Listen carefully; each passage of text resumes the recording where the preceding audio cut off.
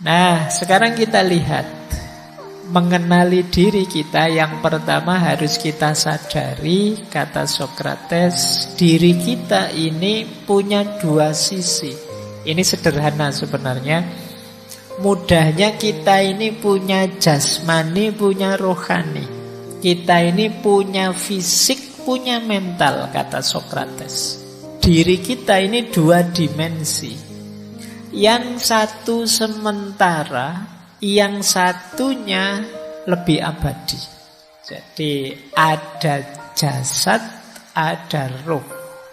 Ada jasmani, ada rohani, ada badan, ada jiwa. Ada dua sisi. Yang lebih penting tentu saja jiwa, kata Sokrates. Kenapa?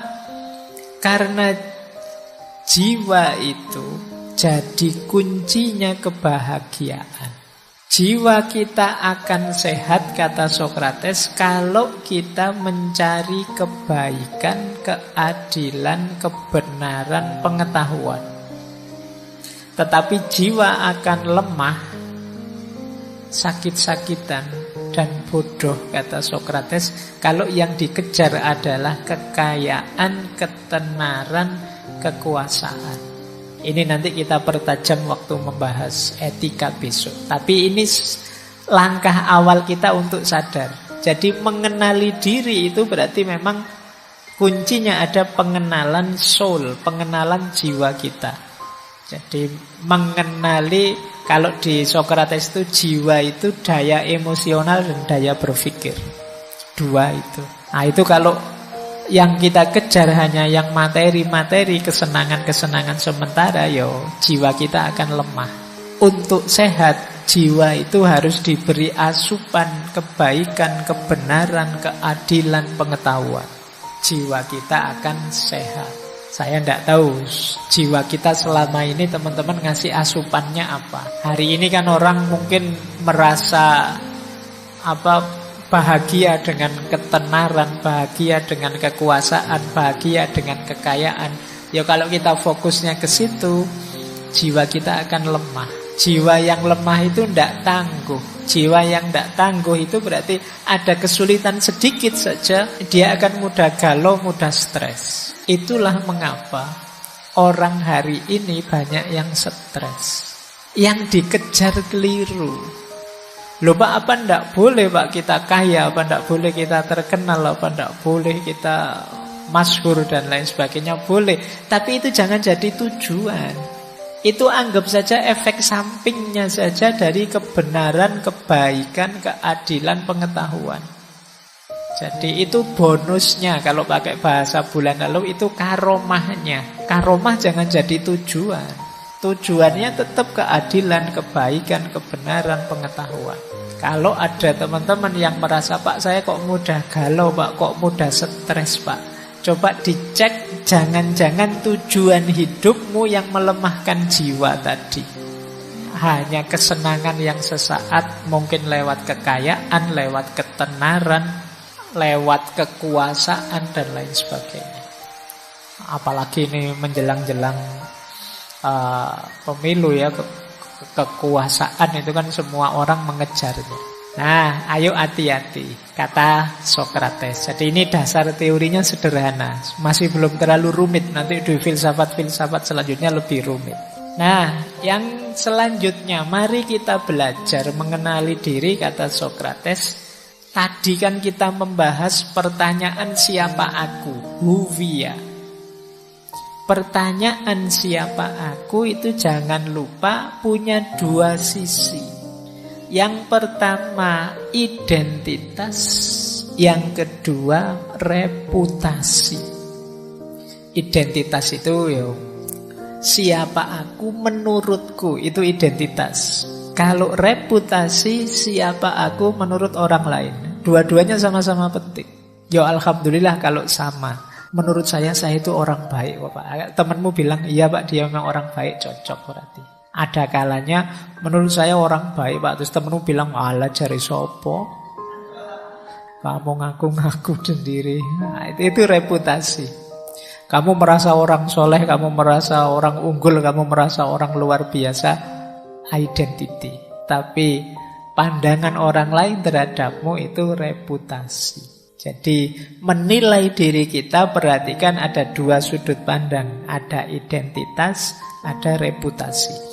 Nanti di Sokrates, beberapa penafsirnya Sokrates menganggap justru yang lebih dominan itu reputasi untuk mengenal diri kita. Kenapa? Karena kalau aku membaca aku itu kadang-kadang agak trik, agak prank. Orang itu karena tekanan egonya seringkali tidak objektif membaca dirinya. Kalian kan merasa benar terus, baik terus, yang bagus, yang cocok. Kalau salah kan kalian cari-cari alasan biar nggak dianggap salah. Jadi sulit objektif membaca dirimu. Maka nanti sebenarnya yang dimaksud oleh Sokrates itu tidak melulu kok kita diam terus di kamar mikir diri kita, tidak harus itu. Justru interaksi dengan orang lain lebih mengungkap siapa kita. Nah, ini dua sisi ya. Meskipun ya penting juga refleksi, tapi tidak satu-satunya. Nah, mengapa kemudian mengenali diri ini sulit dilakukan? Nah, ini coba kalian cermati ya, biar lebih mudah mengenali diri. Kesulitannya biasanya yang pertama dorongan bawah sadar. Orang itu saya bilang tadi sering dikendalikan ego, di bawah ego yang tidak dia sadari, sehingga sulit mengenali diri. Kita mengenali diri kan yang tampak saja, padahal kita itu dikendalikan oleh hal-hal yang tidak tampak. Jadi aslinya kita seperti apa tidak kelihatan karena kita sembunyikan di balik ego. Nah, ini yang membuat kita sulit mengenali diri. Yang kedua, pengaruh dari luar, tekanan dari luar. Kita sebenarnya males ke masjid, tapi terus dimarahi sama orang tuamu. Orang sini itu kalau tidak ke masjid dianggap belum Islam beneran, tidak serius. Terus kamu terpaksa ke masjid. Jadi akhirnya apa? Malesmu tidak terdeteksi, sehingga begitu jauh dari orang tua aslinya kelihatan. Kalau pas di rumah rajin ke masjid, begitu di kos-kosan, wah, meskipun sudah di depan masjid, kamu milih pulang ke kos-kosan, sholat sendiri di kos. Nah, lebih aslinya kelihatan. Ketika ada tekanan dari luar, kamu berubah, sehingga aslimu terkubur. Ini yang bikin kita sulit. Yang ketiga, tentu saja karena emosi dan ambisi. Orang yang tidak bisa mengontrol emosinya atau punya ambisi yang tidak bisa dia kendalikan, itu akan menyulitkan orang mengenali dirinya. Dia akan merasa selalu benar saja, selalu baik saja. Terus yang keempat, orang sulit mengenali diri karena keterbatasan pengalaman. Sekaligus yang kelima, keterbatasan pengetahuan. Orang itu kan kenal diri karena belajar dari pengalaman. Tapi banyak orang yang lebih suka di zona nyaman, sehingga pengalamannya tidak tambah, ya itu terus, sehingga sulit ekspresi dirinya tampak. Dan sulitlah dia mengenali dirinya. Nah, karena pengalamanmu terbatas. Kamu belum mengalami ini, belum mengalami ini, sehingga responmu belum kelihatan. Aslinya dirimu belum tampak. Kamu tidak pernah ngalami kan, sudah kuliah rajin-rajin nyusun tugas masih dapat nilai E misalnya, karena kamu enak terus studimu. Nah, ini pengalaman dapat nilai E itu tidak menampakkan aslimu kalau pas ngalami yang seperti itu. Nah, ini namanya keterbatasan pengalaman. Setiap orang ngalami keterbatasan ini, maka ekspresi dirinya itu jadi tidak muncul sepenuhnya. Kita tidak bisa membaca diri kita secara utuh. Karena hidup kita selama ini lancar-lancar saja, kita tidak tahu bahwa kalau begitu ngalami masalah yang sulit, kita ini bisa kalap loh misalnya. Kita ini bisa lepas kontrol loh. Kita tidak pernah begitu karena kita tidak pernah ngalami situasi yang membuat kita lepas kontrol. Kalau kita sebenarnya pernah ngalami, mungkin kita bisa baca, wah, saya harus hati-hati nih kalau marah. Ternyata saya itu kalau marah ngeri ya. Lepas kontrol saya itu ternyata. Saya tidak pernah ngalami yang begitu. Baru kali ini saya sadar, saya sendiri baru tahu kalau marah itu ternyata aku semengerikan itu. Nah, kita tidak pernah ngalami itu, maka kita tidak tahu kita punya potensi begitu. Juga keterbatasan pengetahuan. Ya, semakin ilmu kita terbatas, ya semakin sulit kita mengenali diri. Dan yang terakhir, kerumitan situasi. Kadang-kadang situasi hidup kita ini kompleks. Jadi kita sendiri sulit membacanya. Pak, saya tidak paham ini, Pak. Saya ini sedih, bingung, apa stres, apa kamu campur aduk, tidak karu-karuan. Situasinya memang rumit. Dibaca dari banyak perspektif bisa. Ya saya itu sejak kemarin memang gegeran terus sih Pak sama pasangan saya. Tapi apa putus lebih baik ya. Tapi kalau tidak putus gimana? Kalau putus situasi kan kompleks. Nah, kamu kebingungan untuk memutuskan. Kan tidak jelas, situasinya rumit. Jadi kalian mengenali dirimu yang kamu inginkan juga sulit. Nah ini halangan-halangannya.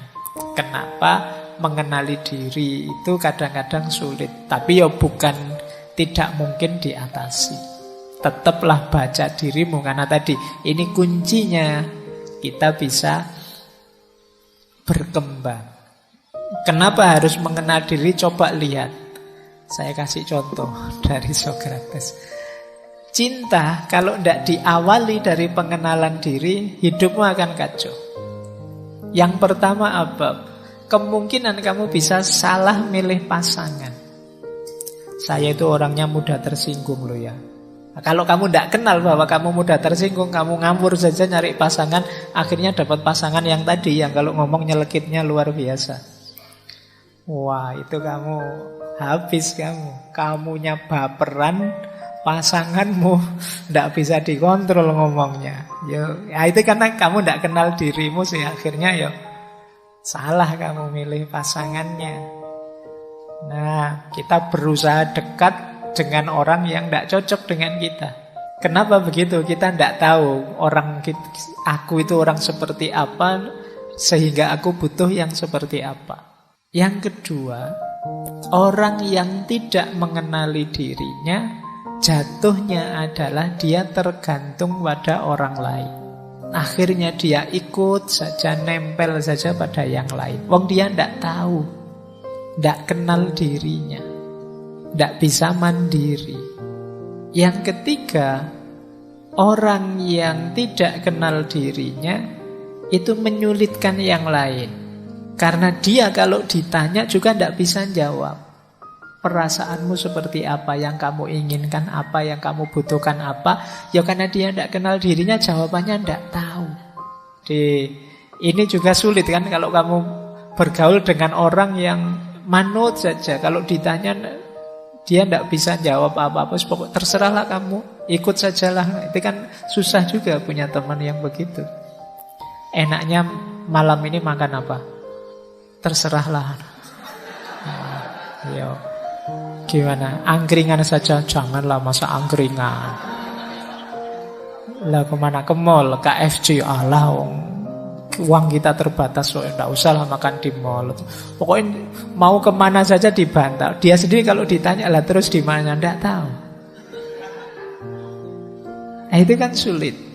Mending kamu tahu siapa dirimu. Aku sih pinginnya ini, tapi yo monggo kalau kamu punya pertimbangan yang lain, itu kan lebih enak daripada terserah. Nanti kan dibikinkan warung terserah itu. Jadi oke ya. Jadi pengenalan diri lebih enak. Terus ya tidak bisa merespon gejala yang muncul dalam dirimu. Karena kamu awalnya tidak kenal, ya kamu tiap hari panik, tiap hari pontang-panting dengan situasi dirimu sendiri. Kalau kamu sadar diri kan, oh dalam situasi ini saya ini biasanya baper, tak hindarilah. Oh kalau situasinya begini saya masih kuat kok, tidak apa-apa, ayo berapa kali pun saya sanggup. Ini kita bisa mengantisipasi secara pas. Tapi kalau kita tidak kenal diri kita, sulit. Nah, terus biasanya orang yang tidak kenal dirinya itu hidupnya sepenuhnya mengandalkan pengalaman yang kemarin-kemarin. Dia tidak punya visi. Biasanya begitu ya sudah begitu. Dan ini kan ya sulit juga kita berhubungan dengan orang lain. termasuk dalam hubungan percintaan, mengandalkan pengalaman yang dulu. Misalnya punya orang tua yang tidak harmonis, itu ya nanti semua laki-laki mesti begitu. Nanti yang trauma, semua perempuan juga. Nah ini namanya dikendalikan masa lalu. Kita tidak kenal diri kita, makanya takut. Jadi hanya mengikuti pola sesuai dengan sejarah emosi kita. Jadi ini pentingnya pengenalan diri. Jadi kalau kalian ini kan usia-usia sedang mulai jatuh cinta, nyari pasangan, jangan lupa awali dari kenali dirimu sebelum kenalan dengan yang lain. Jangan sampai nanti kamu menyesal sendiri karena pontang-panting, bukan salah dia, salahmu sendiri, tidak kenal dirimu. Yang pertama itu. Yang kedua, kerja juga begitu. Kalau nanti kamu kerja tanpa pengenalan diri, itu juga sulit maju. Yang pertama apa? Kamu tidak jelas tentang cita-cita, ambisi, keinginanmu. Kerja pokoknya ada yang nerima lah Pak, ada yang itu juga sudah syukur misalnya. Iyalah sementara itu, tapi kamu punya cita-cita apa sih? Punya keinginan apa sih? Tidak ada Pak. Yang penting ada uangnya, ada gajinya, ya oke. Coba deh, kamu tidak kenal dirimu sih. Coba dikenali dirimu. Aku itu bakatku apa ya? Aku nyamanku, aktivitas itu yang seperti apa? Passionku apa? Nah, sekarang saatnya kalian membaca diri. Yang kedua, ketika kita tidak mengenali diri, kita akan kehilangan banyak peluang. Mungkin ada peluang yang cocok dengan kita lewatkan. Ada kesempatan terbuka yang sesuai dengan kapasitas, kondisi diri kita lewatkan begitu saja. Ini karena kita tidak kenal diri kita. Atau bisa saja kita menghabiskan waktu untuk melakukan sesuatu yang bukan kita, tidak sesuai dengan jiwa kita. Pak, saya itu rasanya kok tidak bakat ya Pak, kuliah itu misalnya. Kok berat sekali. Mungkin bukan kuliahnya yang kamu tidak bakat, tapi jurusanmu yang keliru. Kamu tidak pernah mengenali dirimu, sehingga ketika milih jurusan kamu tidak mikir mana yang cocok dengan aku. Pokoknya Pak, rasanya kok ini keren ya Pak, rasanya kok ini bagus ya Pak, rasanya. Coba kenali dirimu, terus pilih yang sesuai dengan passionmu. Mungkin sekarang baru rame-rame, wah ternyata filsafat itu asik. Aku pindah jurusan filsafat, aku pindah. Ya nanti dulu, kamu baca dulu dirimu. Jadi setiap orang itu kalau bahasa agama ada syakilahnya. Makanya kullu ya'malu ala syakilati. Jadi segala sesuatu itu ya bekerja sesuai dengan syakilahnya, kondisi dirinya, bakatnya, passionnya. Nah, jadi tanpa pengenalan diri, ya kita mungkin nanti banyak buang waktu. Oke, kuliah teknik misalnya, bertahun-tahun begitu lulus malah bisnis. Kuliah bisnis bertahun-tahun, nanti begitu lulus malah ngajar. Nanti kuliah jadi agak rumit. Coba dikenali dirinya dulu biar tidak banyak buang waktu. Orang yang tidak kenal diri juga seringkali jadi terlalu defensif, tidak mudah percaya siapapun, atau kebalikannya, terlalu semangat untuk menyenangkan siapapun. Ketika lahirnya ketakutan karena tidak mengenal diri, biasanya orang jadi defensif. Wah ini jangan-jangan dia membohongiku, jangan-jangan dia menjajahku, jangan-jangan dia menipuku. Tapi karena sadar bahwa aku tidak kenal diriku, tidak tahu keinginanku, ada orang yang kemudian terlalu terbuka. Wah aku harus ikut yang lain, aku harus gabung dengan yang lain, aku harus meniru yang lain. Jadi terlalu semangat untuk berhubungan dengan yang lain, tidak kontrol. Dan yang terakhir, ya karena tidak kenal diri, biasanya terus terjebak rutinitas. Pokoknya biasanya begitulah Pak, sudahlah Pak, tidak usah mikir aneh-aneh, nanti tambah ruwet. Nah, ini ciri-ciri ketika kita tidak kenal diri. Nah, hidup sosial juga begitu.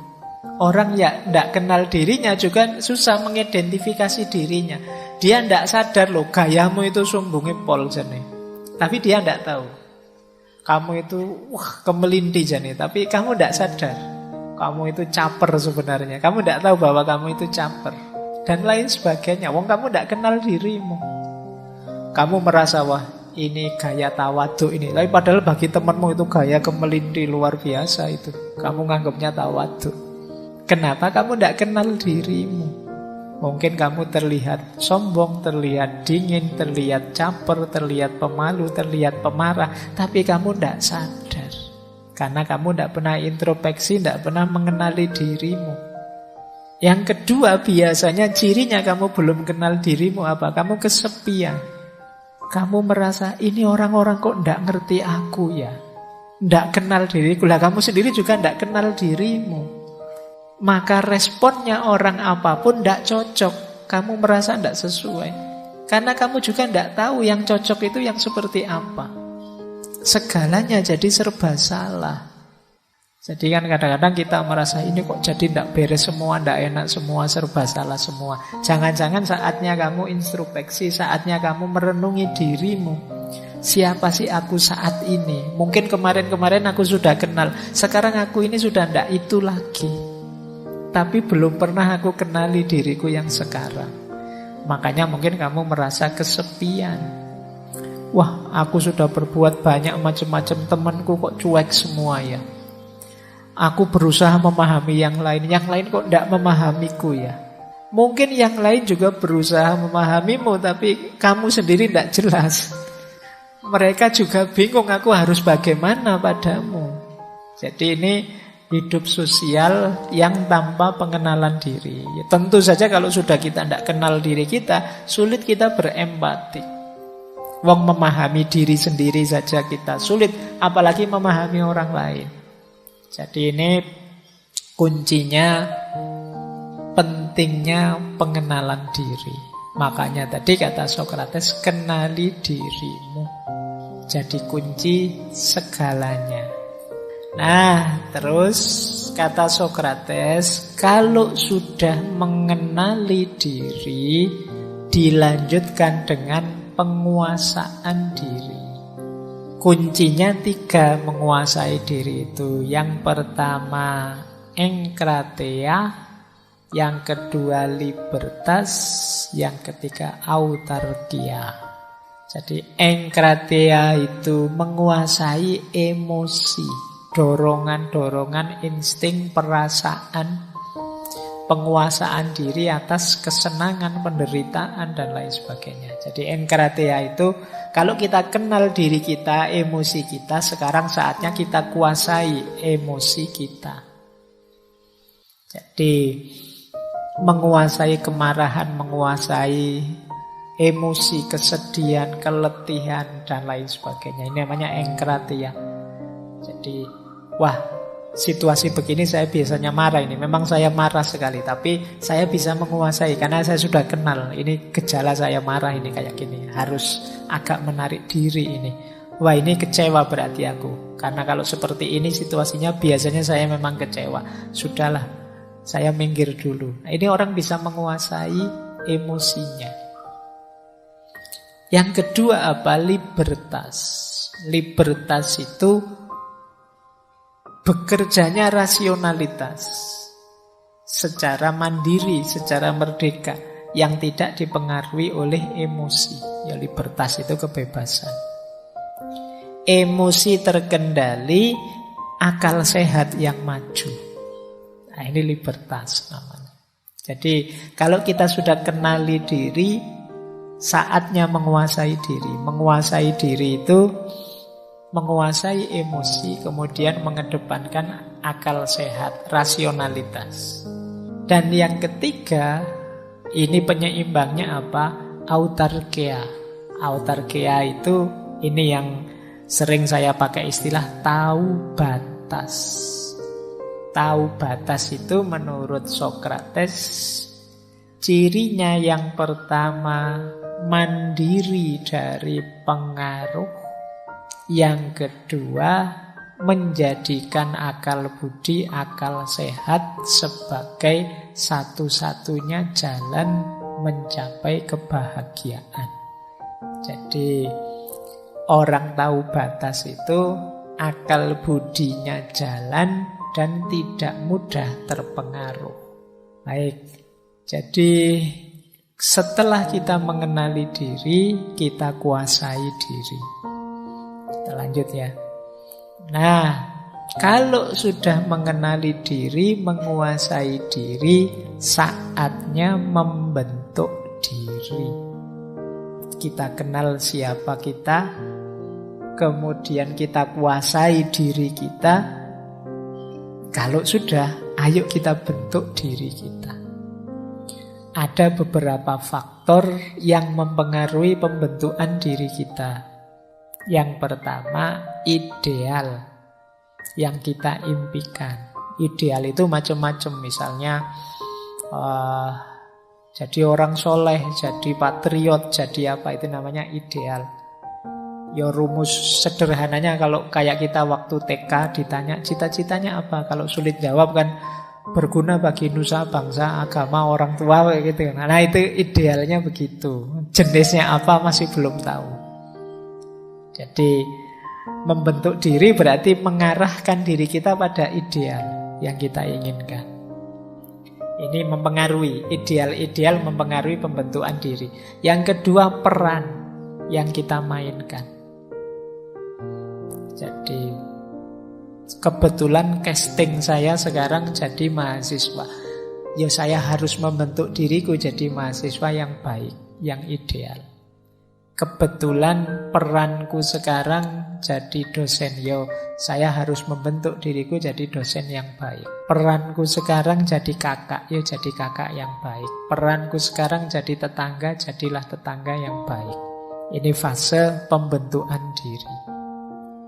Kemudian ada fase pembandingan dengan yang lain. Kita bandingkan. Kalau kita misalnya tadi ideal dosen yang baik itu bagaimana? Boleh dengan cara membandingkan dengan yang lain. Oh, dulu idola saya dosen bapak itu luar biasa. Saya tak niru dia. Itu memudahkan pembentukan diri. Kemudian pengalaman hidup, sukses maupun gagal. Ini jadi pelajaran untuk membentuk diri. Kemudian komentar orang, jangan dicuekin. Penilaian orang, jadikan bahan refleksi, masukan, lumayan. Kadang-kadang kita berpikir sendiri tidak ketemu-ketemu. Orang lain yang nemu kejelekan kita. Alhamdulillah kita punya orang yang benci kita, sehingga dia nyari jelek kita terus, lumayan. Bahan introspeksi gratis. Nah, makanya jangan galau kalau wah saya sekarang banyak hatersnya Pak. Lu alhamdulillah ada orang yang siap sedia menunjukkan kesalahan kita sehingga kita bisa jadi lebih baik dan tidak usah bayar. Nah, bagi yang tidak punya haters, ya kamu bikin iklan, dicari haters, sebulan honornya sekian, tugasnya menilai diriku ini sudah baik apa belum. Dan yang terakhir tentu saja budaya hidup sekeliling kita. Masyarakat kita juga punya ideal-ideal. Ini bahan-bahan yang harus kita ramu untuk membentuk diri. Jadi tadi diawali dari mengenal diri, kemudian menguasai diri, dan diakhiri dengan membentuk diri. Inilah semesta problem dari know yourself, kenali dirimu. Gnoti Seuton.